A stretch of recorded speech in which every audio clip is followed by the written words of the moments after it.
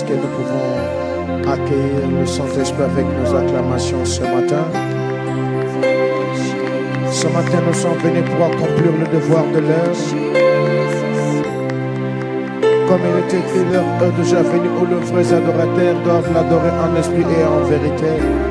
Et ce matin, nous sommes venus accomplir le devoir de l'heure. Que nous puissions l'adorer en état guidé par l'esprit ainsi qu'avec notre vérité.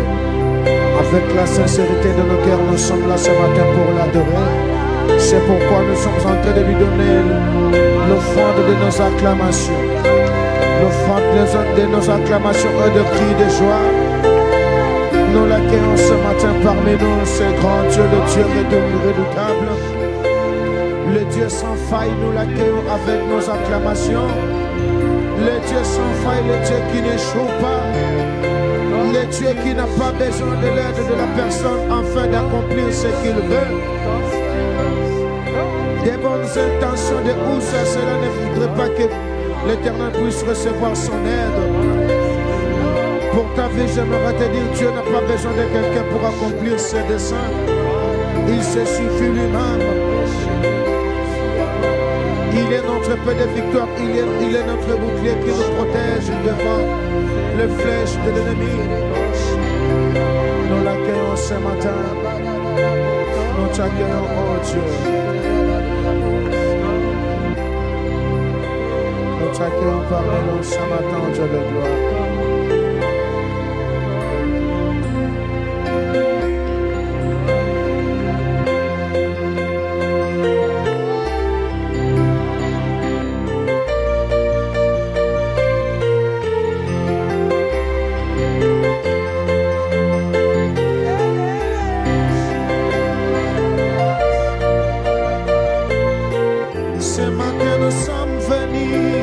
Sommes venus adorer.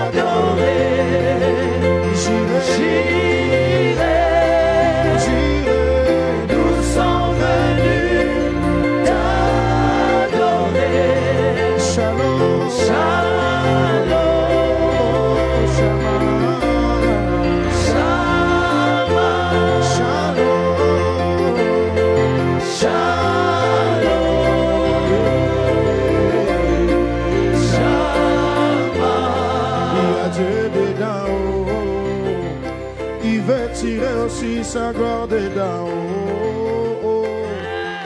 Jésus, il y a Dieu dedans. Il veut tirer aussi sa gloire dedans. Oh oui, moi, il y a Dieu dedans. Il y a Dieu dedans. Il veut tirer aussi sa gloire dedans. Ce matin, il y a Dieu dedans, il y a Dieu dedans. Il y a Dieu dedans. Alléluia. Il veut tirer aussi sa gloire dedans. Il y a Dieu dedans, il y a Dieu dedans. Oh, il y a Dieu dedans. Alléluia. Il veut tirer aussi sa gloire dedans. Oh, il y a Dieu dedans. Il y a Dieu dedans. Il veut tirer aussi sa gloire dedans. Ça va aller, ça va aller. Oh, ça va aller. Oh, il veut tirer aussi sa gloire dedans. Oh, ça va aller. Oh, ça va aller. Oh, il veut tirer aussi sa gloire dedans. Chokobi Mabalogi, ça va aller. Oh, ça va aller. Il veut tirer aussi sa gloire dedans. Chokobi Mabalogi, ça va aller. Oh, ça va aller. Il veut tirer aussi sa gloire dedans. Chokobi Mabalogi, ça va aller. Oh, ça va aller. Il veut tirer aussi sa gloire dedans. Chokobi Mabalogi, ça va aller. Oh, ça va aller. Il veut tirer aussi sa gloire dedans. Chokobi Mabalogi, ça va aller. Oh, ça va aller. Il veut tirer aussi sa gloire dedans. Chokobi Mabalogi, ça va aller. Oh, ça va aller. Il veut tirer aussi sa gloire dedans. Chokobi Mabalogi, ça va aller. Oh, ça va aller. Il veut tirer aussi sa gloire dedans. Maman, ça va aller, ça va aller. Oh, ça va aller. Oh, ça va aller. Il veut tirer aussi sa gloire dedans. Dieu est capable de faire tout ce qu'il dit, il fera. Il accomplira toutes ses promesses envers toi. Garde ta foi en Dieu, il ne t'abandonnera pas, il fera. Oh, oh, oh, oh, et Dieu est capable de faire tout ce qu'il dit, il fera. Il accomplira. Il accomplira toutes ses promesses envers toi. Garde ta foi. Garde ta foi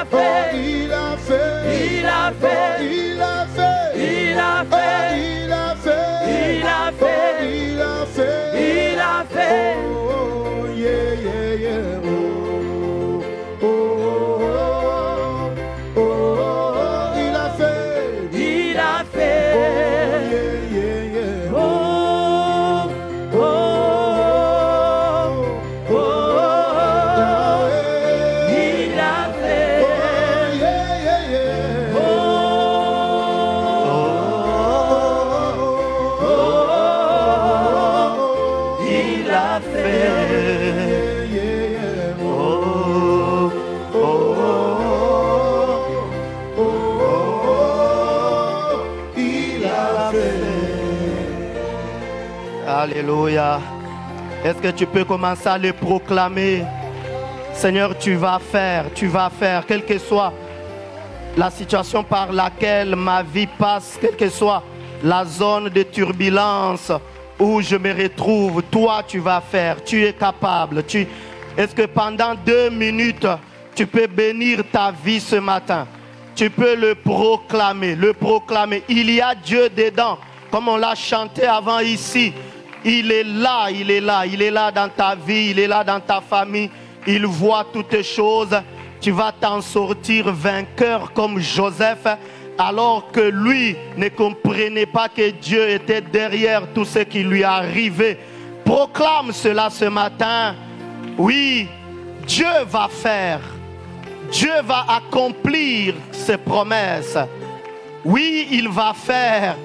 Tous ceux qui se sont levés contre ma vie avec des flèches, tous ceux qui se sont levés avec, leur méchanceté, ils verront la main de Dieu. Ils verront la main de Dieu comme le frère de Joseph. Ils viendront se prosterner. Ils seront confus et honteux parce que Dieu est dans cette affaire. Oh mon Dieu, sois béni, sois loué ce matin. Par moments, nous ne savons voir ta main puissante derrière les événements, derrière les circonstances.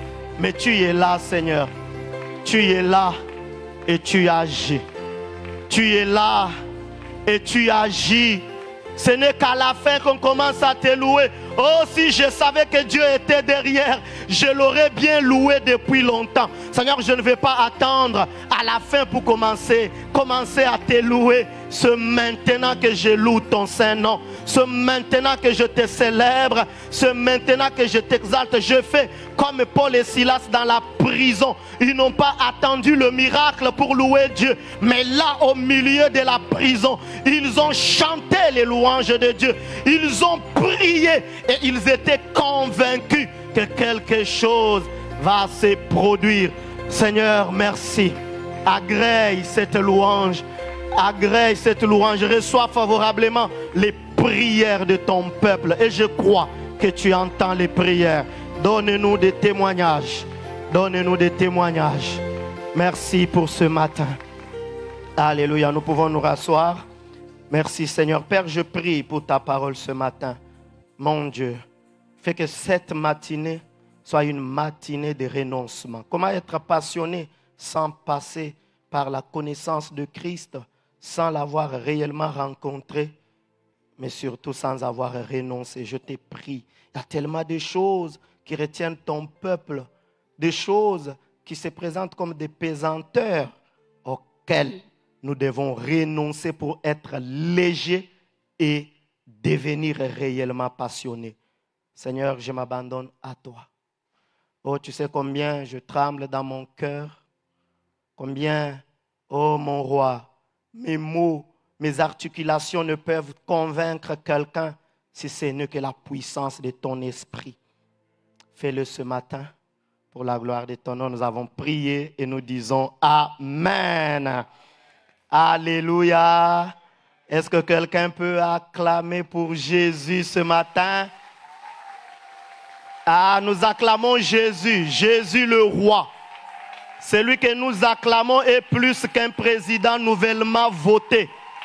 Celui que nous acclamons est le créateur des cieux et la terre.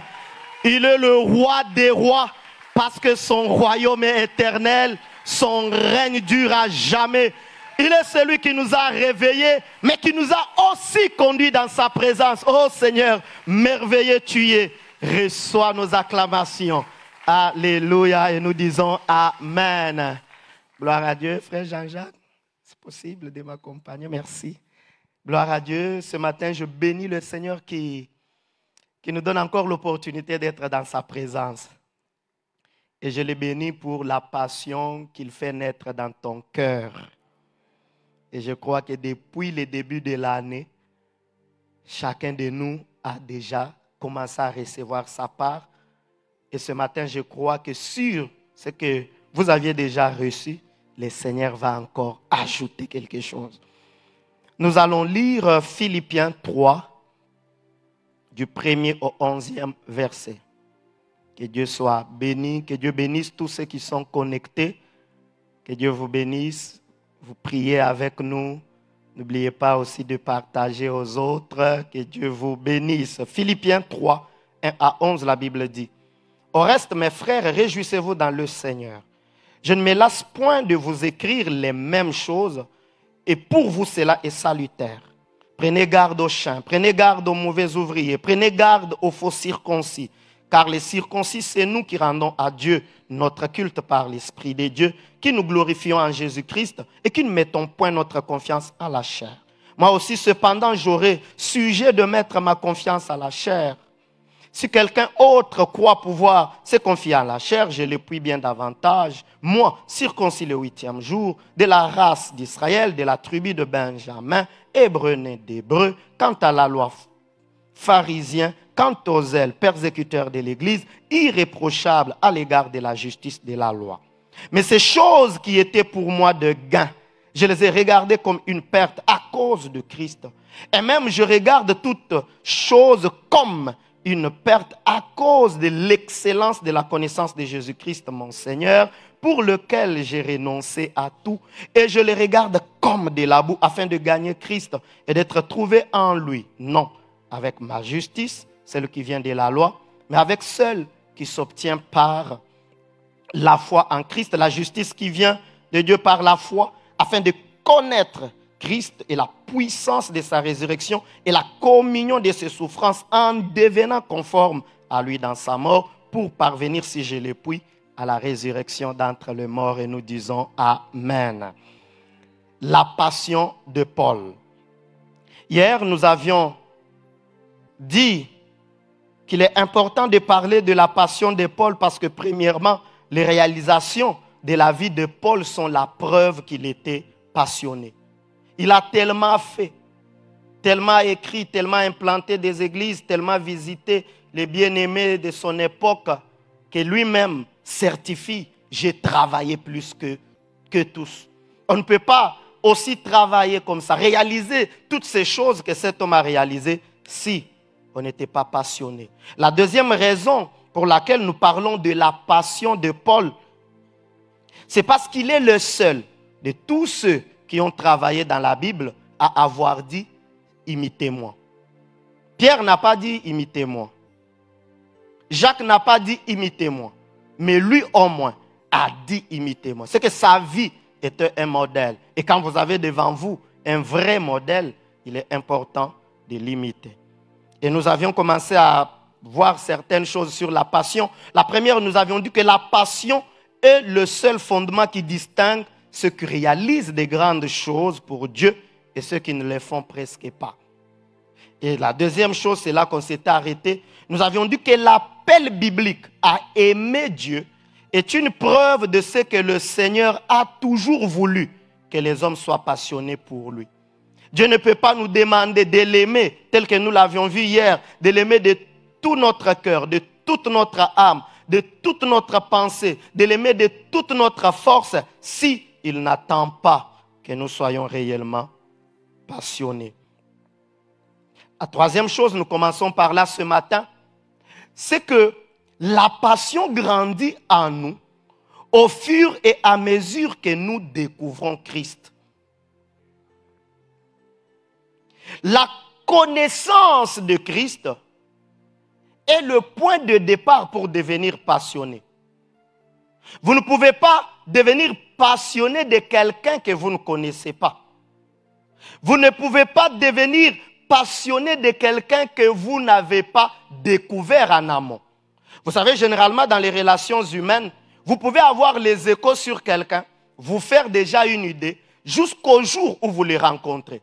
Et quand vous le rencontrez, au-delà de ce que vous aviez entendu sur lui, vous prenez le temps de le connaître, le temps de le découvrir, et il sort de cette découverte deux réactions. La première, soit vous vous attachez plus à la personne, vous l'aimez davantage et vous la portez dans votre cœur. Et la deuxième réaction, soit vous êtes déçu et vous vous dites « Ah, j'avais entendu des choses, mais quand je l'ai rencontré, rien d'impressionnant d'ailleurs. » Et le Christ, d'une manière générale, on entend parler de lui.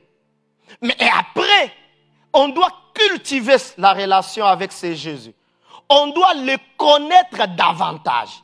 Plus vous connaissez le Christ, plus vous devenez passionné. Plus vous connaissez le Christ, plus votre passion grandit. C'est comme ça que l'apôtre Paul parle de connaître Christ quand il écrit aux Philippiens dans cette portion que nous avions lue. Philippiens 3, 7 à 8, il dit, ces choses qui étaient pour moi des gains, c'était des bonnes choses, je les ai considérées comme des pertes. À cause, pas de quelqu'un d'autre, mais de Christ. Il va plus loin pour dire, je les regarde comme une perte à cause de l'excellence de la connaissance de Jésus-Christ. Il veut dire, plus je connais Christ, plus le reste des choses deviennent de la boue. Plus je connais Christ, plus j'abandonne.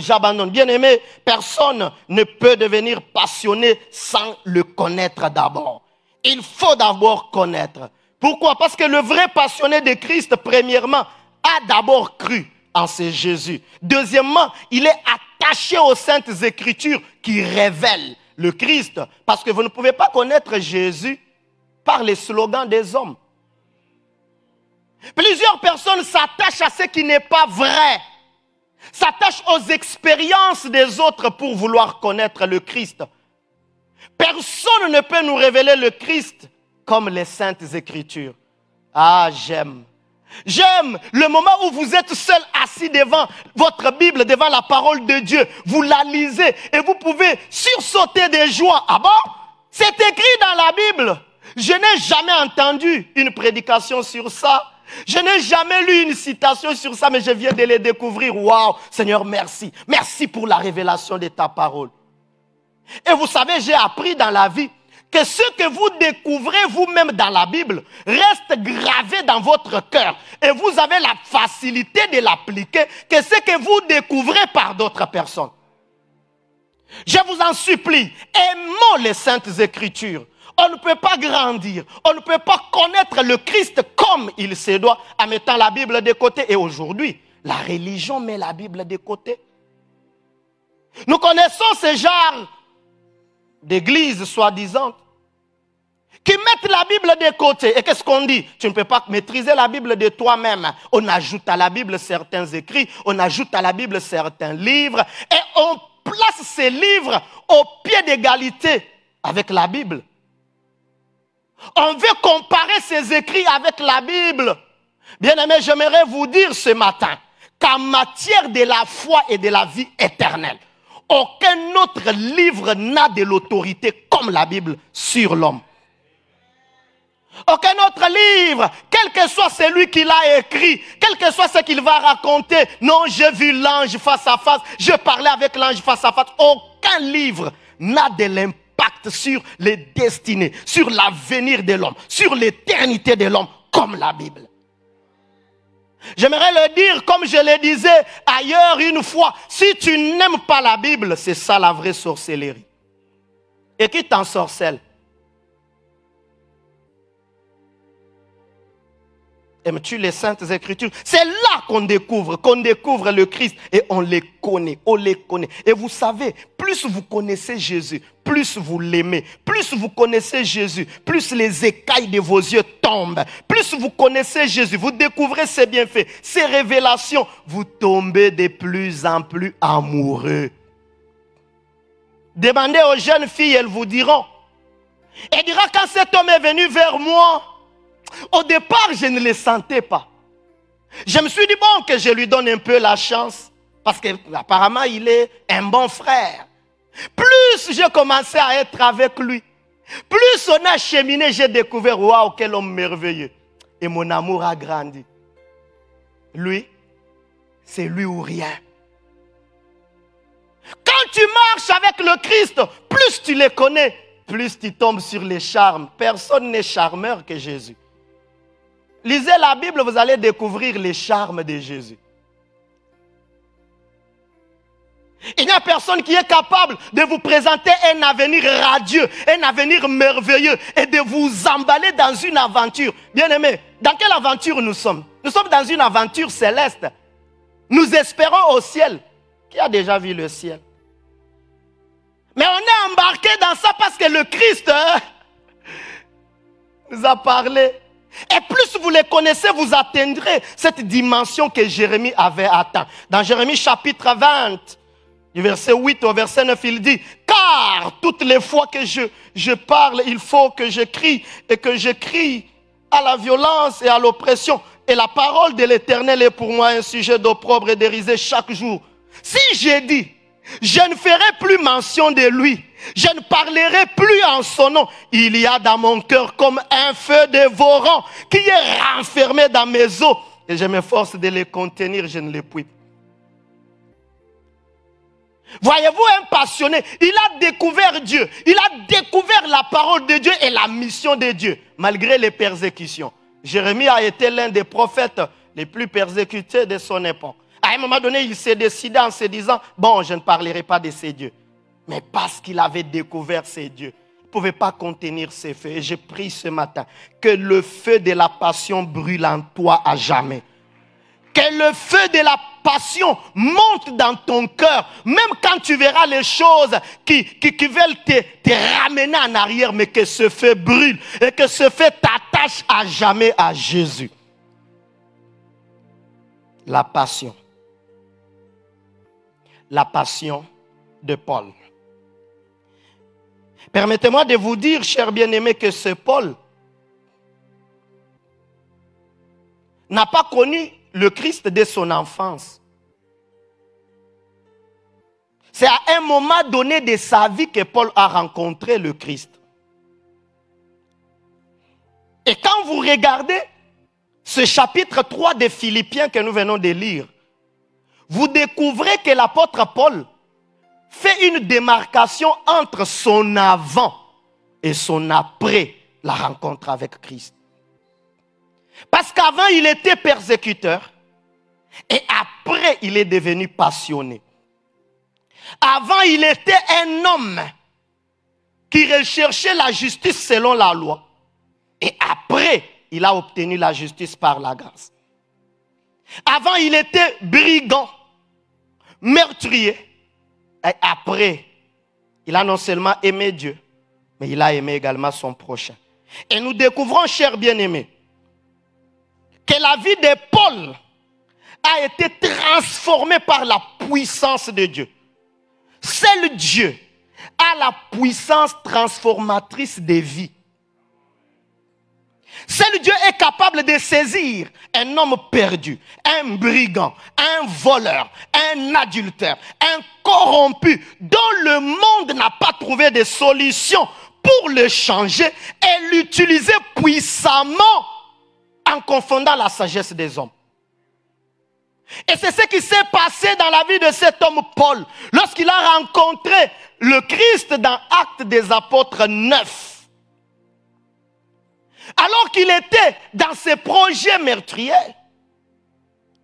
il s'est dirigé à Damas pour rechercher le chrétien, le persécuter, les arrêter.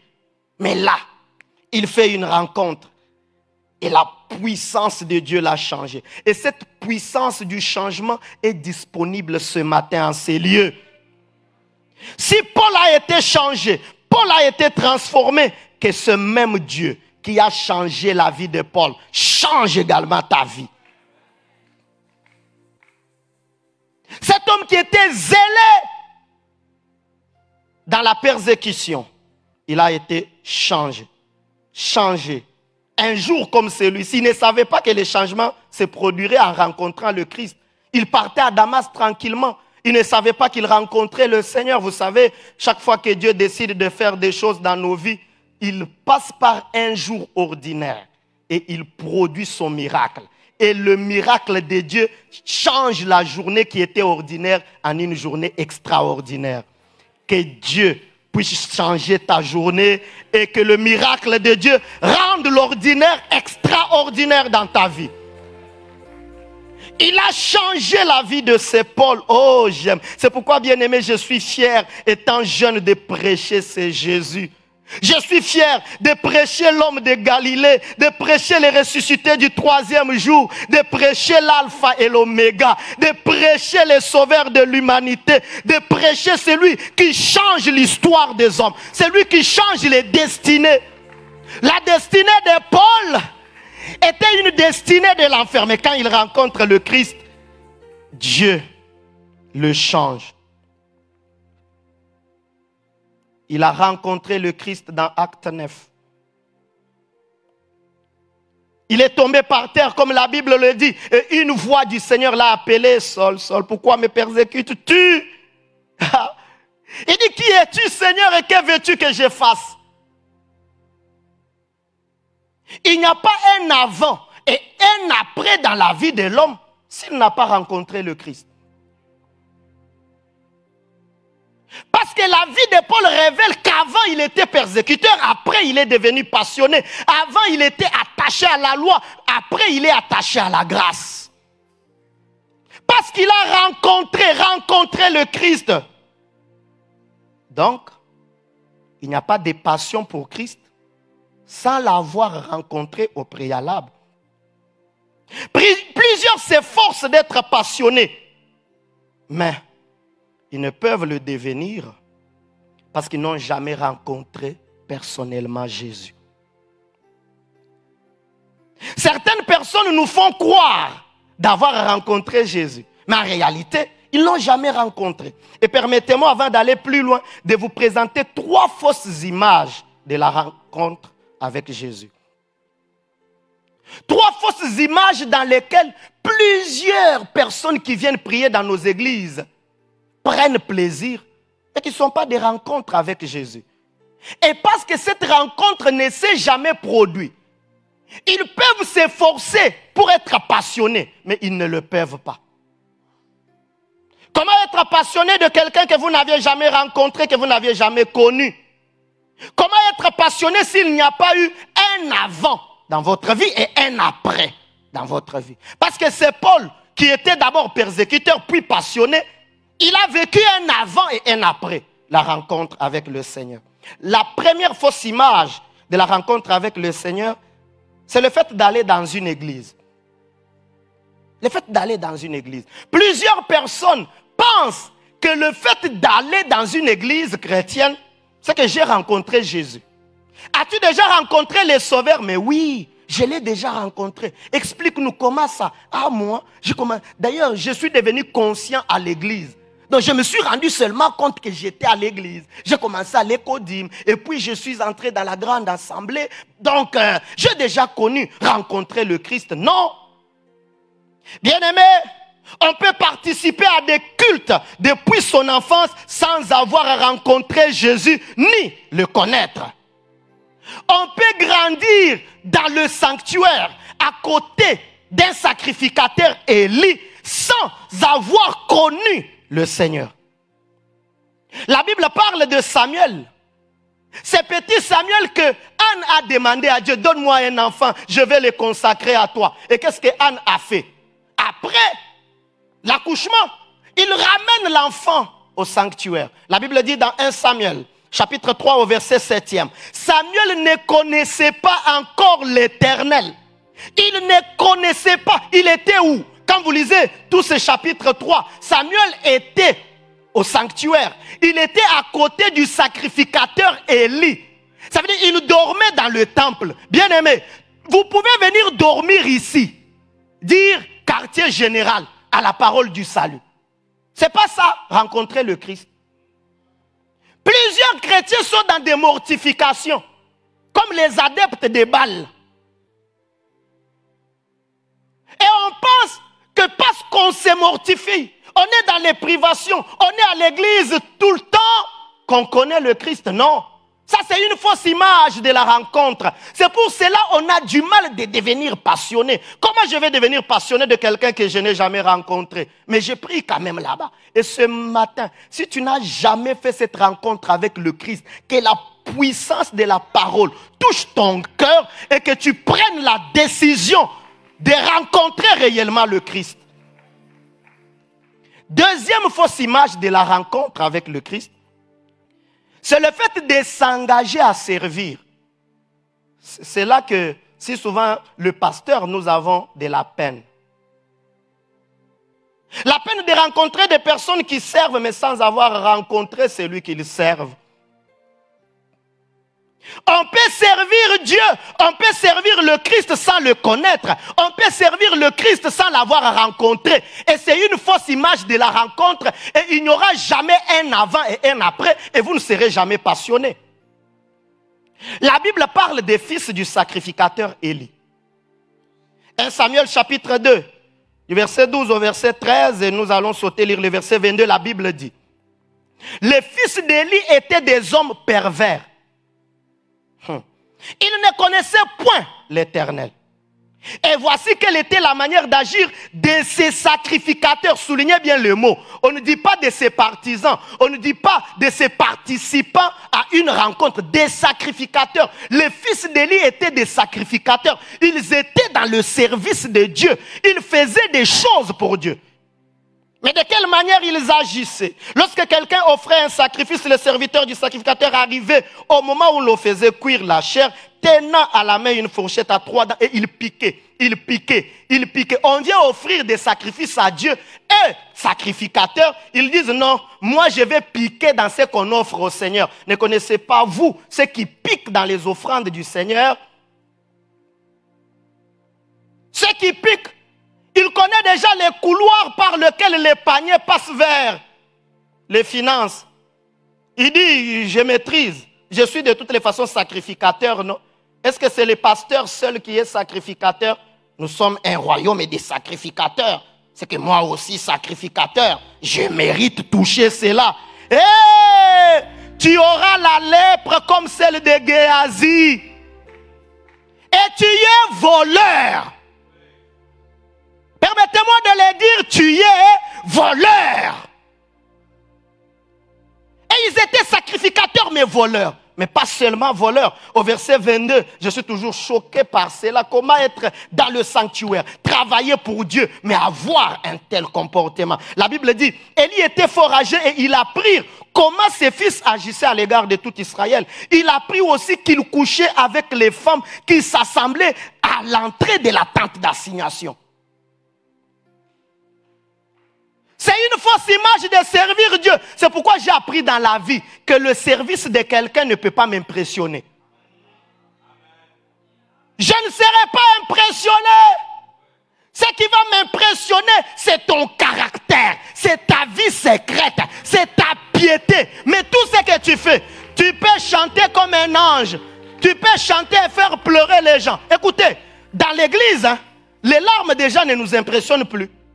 Tu peux chanter, les personnes pleurent, toi tu penses qu'ils pleurent l'amour de Dieu, mais ils pleurent seulement le timbre de ta voix. Rien de spirituel là-dedans. Juste le timbre de ta voix et la mélodie lui a fait penser à sa souffrance, il commence à pleurer. Et nous on s'est dit, ah, il pleure dans la présence de Dieu. C'est que cette servante, tous ces serviteurs qui chantent à de l'onction. Non, sa vie secrète est en abomination. Ils étaient sacrificateurs. C'est pour cela que je vous en supplie, vous qui servez le Seigneur, est-ce que vous connaissez réellement celui que vous servez?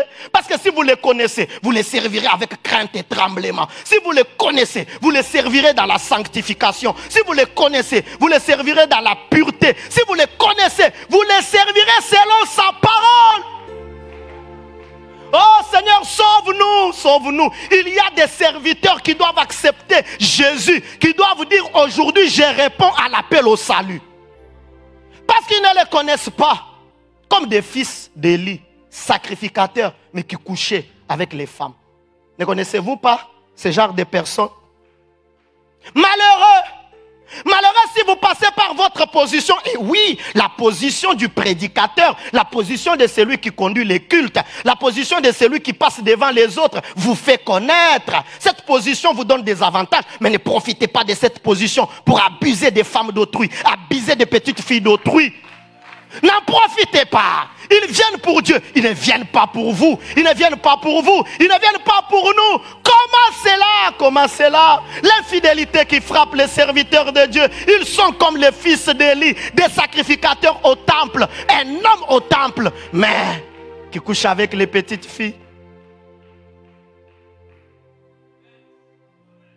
Nous les rencontrons qui pleurent. Ah, pasteur, j'ai cru que ce berger-là était sérieux. Ah, pasteur, J'ai cru qu'il était correct jusqu'au jour où il a voulu m'embrasser. J'ai cru qu'il était correct jusqu'au jour où il a commencé à vouloir faire des attouchements sur mon corps. J'ai cru qu'il était correct jusqu'au jour où il m'invita. J'ai cru qu'il était correct jusqu'au jour où il a voulu me demander les photos sans habit. Ah, 21e siècle.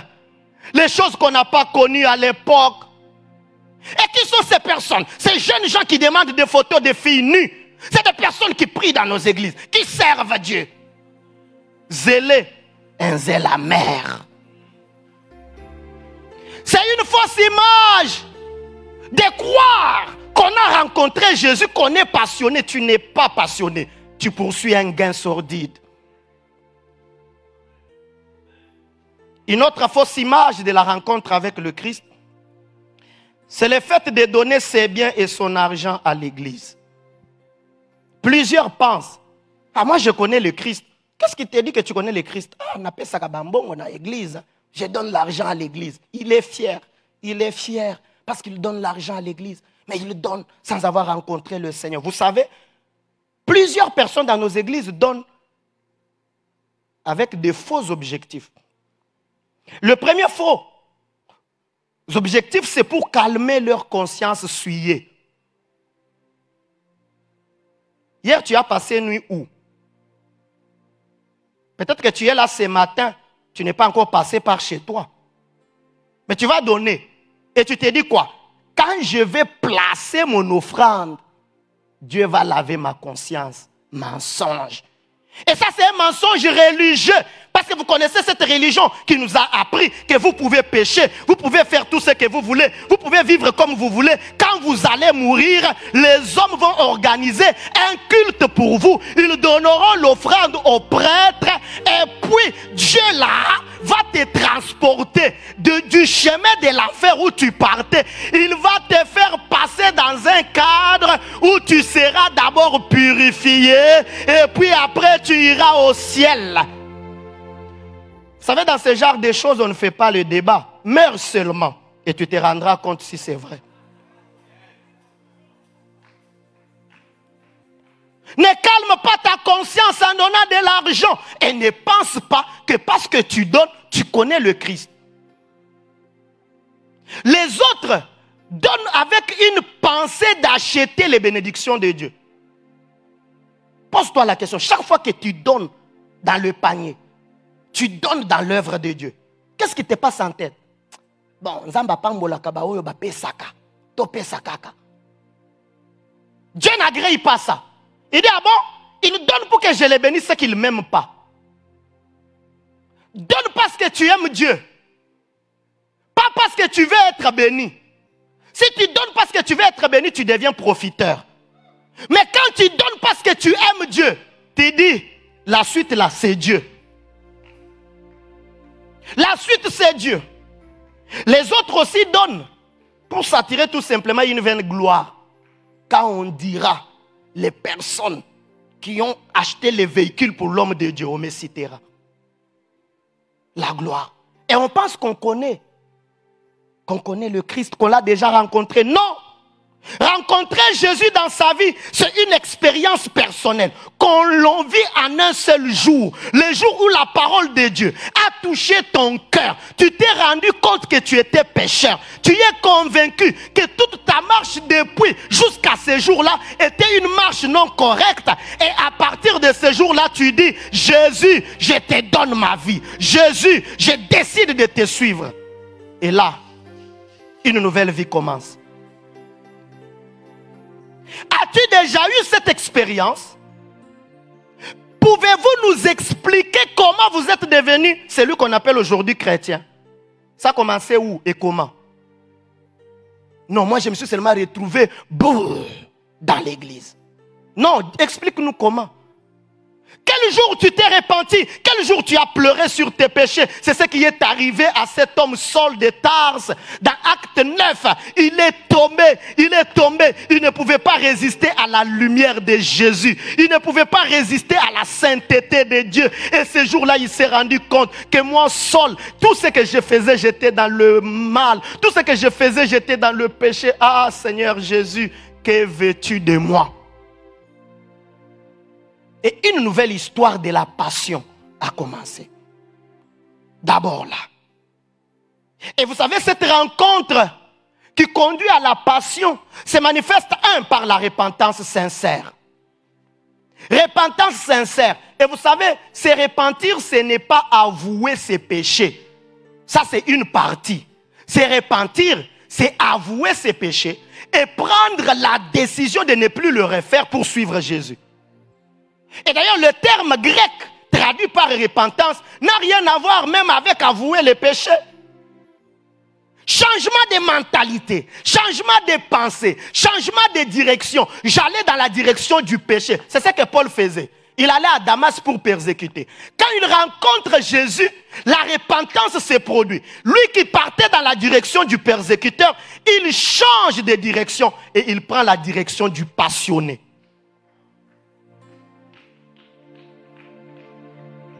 Est-ce que la repentance s'est déjà produite dans votre vie?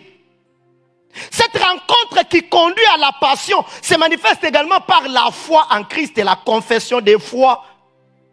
Oui, je crois en toi, Seigneur. C'est comme ça que cet homme, Paul, pouvait le dire et le déclarer. Je sais en qui j'ai cru. Mais cette rencontre qui conduit à la passion, pour finir, se manifeste par le renoncement. Comment être passionné pour Jésus sans le renoncement? Le renoncement, c'est l'abandon volontaire, sans être forcé. De manière volontaire, je décide d'abandonner pour suivre Jésus. Je décide d'abandonner pour devenir passionné. Et l'apôtre Paul le révèle. Dans Philippiens 3, 7 à 8, il dit: mais ces choses qui étaient pour moi des gains, je les ai regardées comme une perte à cause de Christ. Et même, je regarde toutes ces choses comme une perte à cause de l'excellence de la connaissance de Jésus, mon Seigneur, pour lequel j'ai renoncé à tout. Renoncer à tout. Le renoncement est l'un des fondements de la passion. Pour lui, je renonce à tout. À cause de son amour, je renonce à tout. À cause de lui, je renonce à tout. Bien-aimé, sans renoncement, ton histoire d'amour avec Dieu n'est qu'une aventure qui ne conduira nulle part. Demandez aux amoureux de cette terre ce qui se passe. Qu'est-ce qui se passe?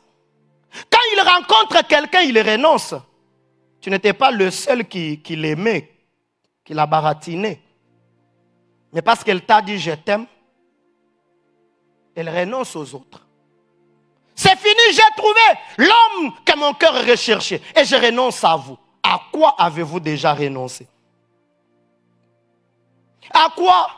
L'apôtre Paul a renoncé.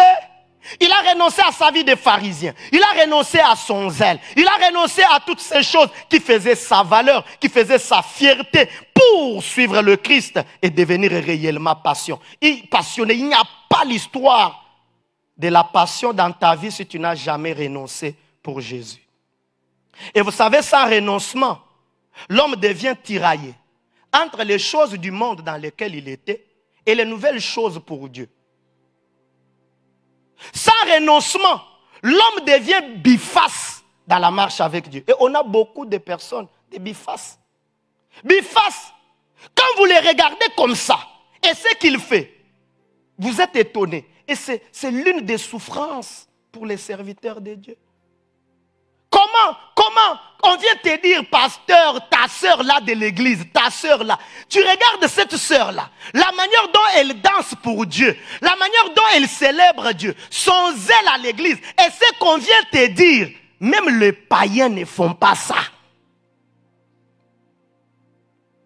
Parce qu'on n'a pas eu à renoncer. On n'a pas pris cette décision. À partir d'aujourd'hui, je renonce à telle chose. Je renonce à telle vie. Je renonce à ceci pour Jésus. Sans renoncement, l'homme sera toujours tiré vers les bas.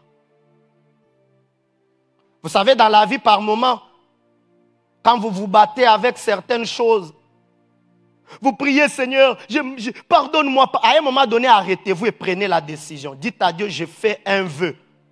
J'arrête avec cela. Et j'ai prié le Seigneur ce matin, que toi, qui n'as pas encore atteint cette dimension de la passion de Paul, que tu renonces. Renonce. Parce que le renoncement t'amène à aimer totalement Dieu. Non, ces choses-là, j'ai laissé. Ah ça, j'ai laissé. Fumer, j'ai laissé. Boire jusqu'à devenir soulard, j'ai laissé. Les petites filles là, j'ai laissé. Les boîtes de nuit, j'ai laissé.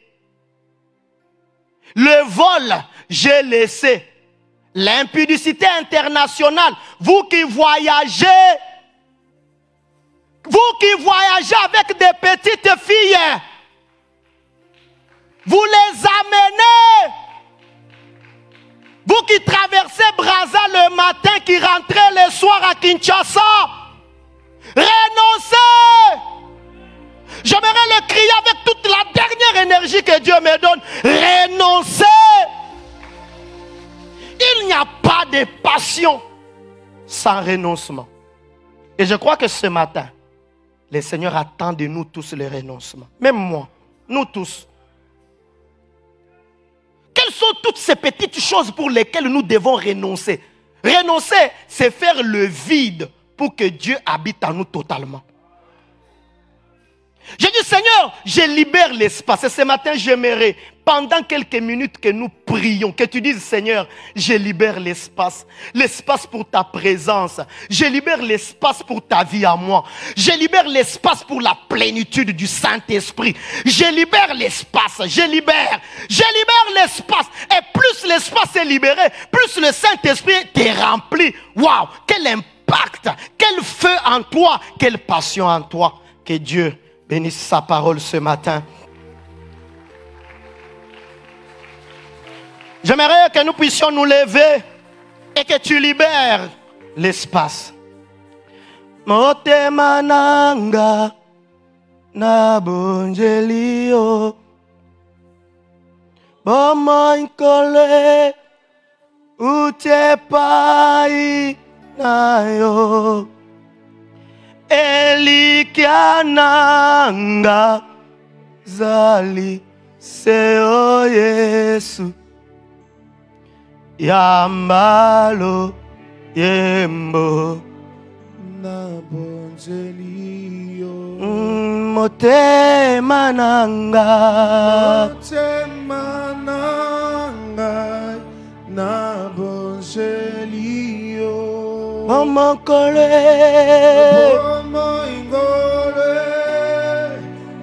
Utie pai na yo Elikananga ezali seo Yesu Yambalo yembo nangai. Yambalo yembo Est-ce que nous pouvons élever nos voix et dire, Seigneur, je libère l'espace. Je renonce à telle chose. Élève ta voix et prie. Prie le Seigneur. Prie le Seigneur. Dis, Seigneur, je renonce à toutes ces petites choses. Je renonce à toutes ces petites choses. Je renonce à toutes ces petites choses. Ces petites choses qui ne t'ont pas honoré dans ma vie. Ces petites choses qui m'empêchent d'être réellement passionné. Est-ce que tu peux élever ta voix et prier? Est-ce que tu peux élever ta voix et prier? Est-ce que tu peux élever ta voix et prier ce matin? Dis, Seigneur, je renonce. Seigneur, je renonce. Seigneur, je renonce. Seigneur, je renonce. Seigneur, je renonce. Seigneur, je renonce. Je renonce à ces choses-là. Je renonce à la haine. Je renonce au mensonge. Je renonce à l'impudicité. Je renonce aux mauvaises pensées. Je renonce. Toutes ces choses-là, je renonce parce que ces choses me tirent vers les bas, m'empêchent d'être passionné, m'empêchent de t'aimer convenablement. Si Paul a renoncé, je renonce aussi. Si Paul a renoncé, je renonce. Sharabalaba, shokabaraba, rindaba, zoprakalaba, chanta. Alléluia. Excusez-moi s'il vous plaît. Est-ce qu'on peut s'élever? Nous allons prier. Bien aimé, il y a des choses auxquelles on n'a pas renoncé mais qui se sont érigées à nous comme des forteresses. J'aimerais ce matin que tu élèves ta voix, que tu frappes tes mains, que tu brises toutes ces forteresses-là. Seigneur, la forteresse de la colère, la forteresse de la jalousie, la forteresse de telle ou telle chose. Est-ce que tu peux élever ta voix? nous frappons nos mains, nous battons nos mains et nous brisons toutes ces habitudes qui se sont ancrées à nous comme des forteresses. Ces habitudes qui ont pris la place à nous comme des forteresses. Ces forteresses nous empêchent d'aimer Dieu. Ces forteresses nous empêchent d'être passionnés. Randalabo shabaikama zuprata la machente brikayama zupranta lesha yoke marinda labo shata rebolobo se preka rindaba sapraka losha. Oui, ces forteresses tombent. Ces forteresses tombent dans ta vie. Ces forteresses tombent dans ta vie. Tu le proclames avec foi. Ces forteresses tombent dans ta vie. Ces habitudes qui se sont ancrées en toi comme des forteresses ce matin. Ce matin, ces forteresses tombent. Oh Seigneur, tu fais. Seigneur, tu fais. Oui, prie encore pendant quelques secondes. Est-ce que tu peux le proclamer avec foi? Toi-même tu le sais, toi-même tu le sais. Toi-même tu le sais, tu n'as pas besoin que quelqu'un te le dise. Tu sais toi-même ce qu'il y a comme forteresse dans ta vie et qui empêche que la passion de Dieu soit manifeste dans ta vie. Ce matin, le Dieu de toute gloire est au rendez-vous. C'est lui qui nous dit de nous approcher avec assurance du trône de la grâce afin de recevoir secours et miséricorde. Il est là, il est là, il est là. Il est là. Il est là. Il est là. Pendant quelques secondes encore, mon frère, ma soeur, est-ce que tu peux le dire avec assurance? Je renonce et que ces forteresses soient totalement détruites. Est-ce la colère? Est-ce la jalousie? Est-ce l'envie? Est-ce la haine?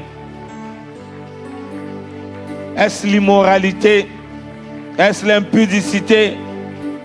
Qu'est-ce qui s'est établi comme forteresse? Ce matin, celui qui a fait tomber les murs de Jéricho, il est au rendez-vous.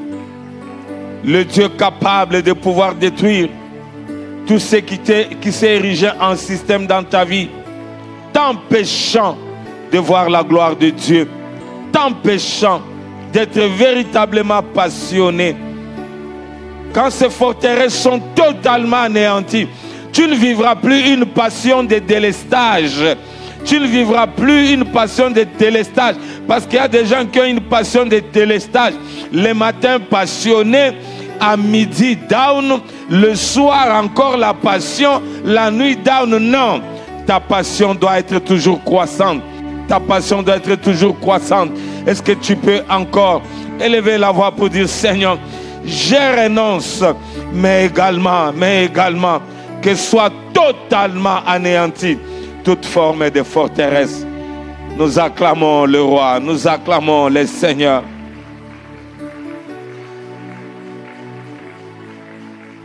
Je parlais d'acclamer le Dieu de toute gloire.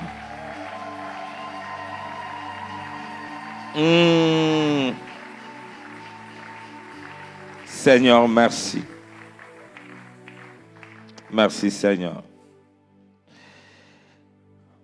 Que cette parole, Seigneur, soit réellement une semence qui va germer. Nous refusons, ô Dieu, que ça puisse être quelque chose qui nous a juste égayés. Du reste, tu ne viens pas pour nous égayer. Tu viens nous enseigner. Et tu veux que nous puissions être des hommes qui atteignent ta stature. Et cela n'est possible, ô Dieu, qu'avec une telle parole. Bénis maintenant, ô Dieu, ces offrandes. Bénis, Seigneur, ces dîmes. Et bénis tout ce que ton peuple a encore apporté dans ta présence. Te sommes infiniment reconnaissants pour la grâce que tu nous accordes de t'offrir encore ce matin. Au nom de Jésus-Christ. Merci, Seigneur Jésus. Gloire à notre Dieu. Pasteur Héros, que Dieu vous bénisse. Qu'il vous bénisse abondamment. Parce que c'est la parole qui vient interpeller chacun d'entre nous Et il n'y a même pas de commentaire à faire. J'aime bien dire ce que Papa Safari dit. A pris une telle parole, rentre au-dedans de toi, réécoute encore, regarde où ça ne va pas, aligne-toi par rapport à la volonté de Dieu pour ta vie. Merci Seigneur Jésus. Les services de vigile rendent de multiples actions de grâce pour le bon déroulement de la première étape qui est la prédote de leurs frères et serviteurs, le frère Pi Roger Lotala et la sœur Ruth Kanda. À Dieu soit toute la gloire. Donc, Pi Roger et Ruth se sont fiancés. Et donc, il y a eu prédote hier. Est-ce qu'on peut bien acclamer le Seigneur? C'est avec une offrande d'action de grâce. Je l'ai vu ce matin encore. Il est là, fidèle au rendez-vous. C'est aussi ça la passion. Hein? On a prédoté hier, mais aujourd'hui, le matin, on est là au service de Dieu. Ça, c'est la passion. Je bénirai l'Éternel en tout temps et sa louange sera toujours dans ma bouche. Merci mon Dieu pour mes 50 ans d'âge totalisés ce 17 janvier 2024. Une bourgeoise aimée de Dieu. Est-ce que la bourgeoise aimée de Dieu qui ne s'est pas manifestée, est-ce que nous pouvons acclamer pour elle avec une offrande d'action de grâce? Gloire à notre Dieu. Merci Seigneur Jésus. Que Dieu vous bénisse encore, homme de Dieu. Nous nous retrouvons à partir de 17h en ces lieux. Nous avons études bibliques. Retrouvons-nous. Nous avons repris nos programmes habituels. Et à partir de 17h, nous serons à ces lieux dans notre étude biblique. Je vous assure, nous allons être bénis. Parce que là, je peux même, avec l'autorisation des papas qui me regardent, qui nous regardent, qui nous suivent, je peux vous dire qui sera l'orateur. C'est notre pasteur missionnaire de Montréal, Papa Alain, qui est ici et il sera avec nous ce soir. Donc, soyons là. Dieu ne va pas manquer de nous bénir. Amen. Que Dieu soit béni. Nous allons demander encore à l'homme de Dieu, le pasteur Héros. Il va reprendre le micro et il va bénir le peuple de Dieu. Gloire à Dieu, nous pouvons nous lever. Père, au nom de Jésus, je viens ce matin te présenter ce peuple, ces hommes que toi tu as sauvés, pour qui le Christ est allé préparer une place. Seigneur, quel bonheur que de te célébrer, de t'adorer chaque matin. Mais tu connais certaines forteresses qui se sont érigées dans nos cœurs, ces habitudes tellement ancrées et qui brisent notre passion pour toi. Ton peuple a renoncé. C'est pour cela, ce matin, je me lève contre toute forteresse qui résiste dans le cœur de quelqu'un. Au nom de Jésus, cette forteresse tombe. L'espace est libéré. Et ces hommes, ces femmes expérimentent la plénitude de ton esprit. Soyez remplis du Saint-Esprit. Que le Saint-Esprit prenne totalement de l'espace dans votre cœur afin que la passion de Dieu soit grandissant en vous. Soyez bénis et que le Seigneur bénisse votre journée au nom de Jésus. Amen. Que Dieu vous bénisse. Bonne journée à vous.